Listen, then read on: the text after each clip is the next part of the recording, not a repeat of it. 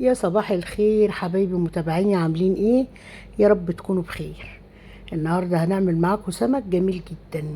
معايا سمك بلطي منضفاه ونقعاه في ملح وليمون حوالي نص ساعة بس مش اكتر.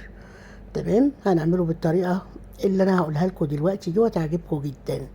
معايا صينية على النار، الصينية دي اللي انا هرص فيها السمك على طول. هحط فيها حوالي ربع كوباية من الزيت.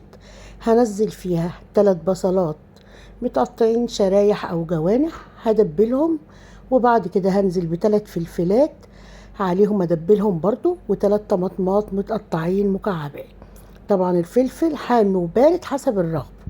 هحط التوابل بتاعتي بقى: كمون وفلفل وكزبرة وبهارات سمك، بصل بودرة، توم بودرة، بابريكا وشطة وفلفل اسود برضو بحب طعمه معاه، والملح. هقلب بقى الحاجات دي كده لحد ما تدبل واطفي عليها النار تبرد. نيجي هنا بقى نعمل التتبيله ان هنحط فيها السمن: هريسه شطه، عليها ملح وكمون وكزبره، توابل سمك، بابريكا، شطه، يعني كل التوابل اللي انت حطيتيها مع الصينيه هتحطيها هنا تاني.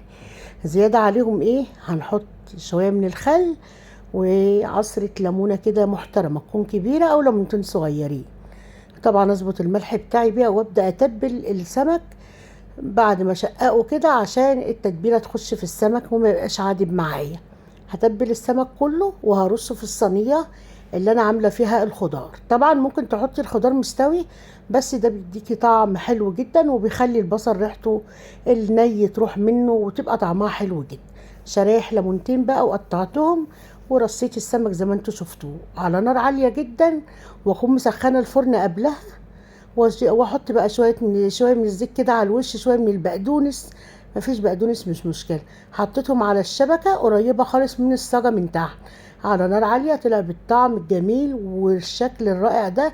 وتختاري يعني مش كده ولا مشوي ولا مقلي ولا اي حاجه، شويه رز وبألف هنا وشفا. جربوا الوصفه هتعجبكم.